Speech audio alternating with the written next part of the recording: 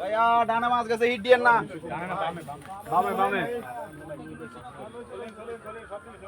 আসসালামু আলাইকুম প্রিয় মৎস্য শিকারী বন্ধুরা, আপনারা দেখছেন বাবু অ্যাংলিং জোনের দ্বিতীয় পর্বের খেলার অংশ বিশেষ।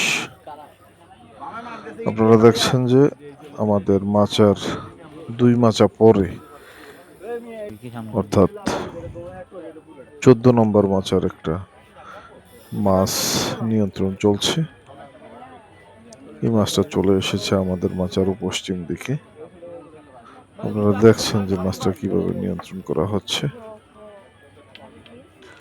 সব মাচাতেই কম বেশি হিট হয়েছে, আজকে কোনো মাচাই বাদ যায়নি। কিছু কিছু হিট প্রত্যেকটা মাচাতেই হয়েছে। রেজাল্ট কারোই খুব বেশি ভালো হয়েছে বিষয়টা এরকম না, মোটামুটি রেজাল্ট হয়েছে।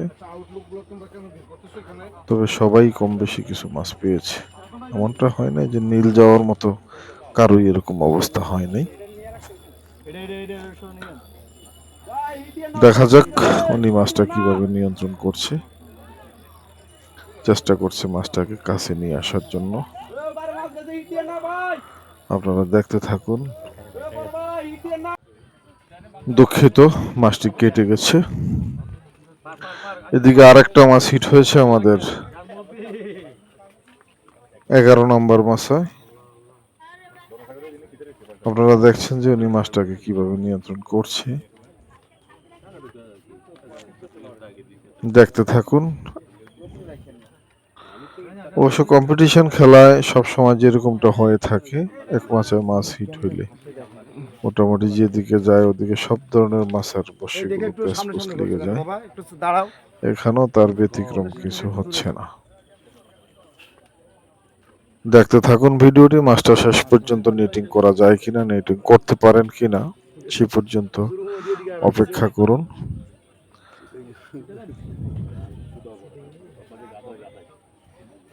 উনি খুব ঠান্ডা মাথায় মাছটি নিয়ন্ত্রণ করছেন। দেখা যাক আদৌ কি পরিস্থিতি হয়। যারা যেখান থেকে আমাদের ভিডিও দেখছেন তাদেরকে অসংখ্য ধন্যবাদ। যারা ইতিপূর্বে আমাদের channel GM fishing BD subscribe করেছেন তাদেরকে অনেক অনেক ধন্যবাদ। যারা এখনো সাবস্ক্রাইব করেননি তাদেরকে জানাই সাবস্ক্রাইব করার জন্য। সাবস্ক্রাইব করে বেল বাটনে ক্লিক করে দিবেন যাতে পরবর্তীতে কোনো নতুন ভিডিও আপলোড করলে সবার আগে আপনিই পেয়ে যান। দেখতে থাকুন ভিডিওটি, মাছটা উনি কিভাবে নিয়ন্ত্রণ করছেন।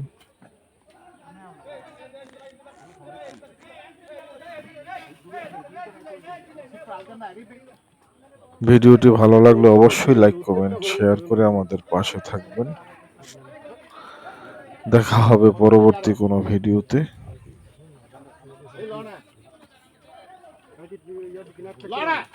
সে পর্যন্ত ভালো থাকবেন সবাই। এই যে দেখেন মাছের সাইজটা কিরকম, বিগ সাইজের মাছ। আমি বারবারই বলছি যে এর দিকে ছোটখাটো কোনো মাছ নেই। আমরা প্রায় ভিডিওর শেষ পর্যায়ে চলে এসেছি।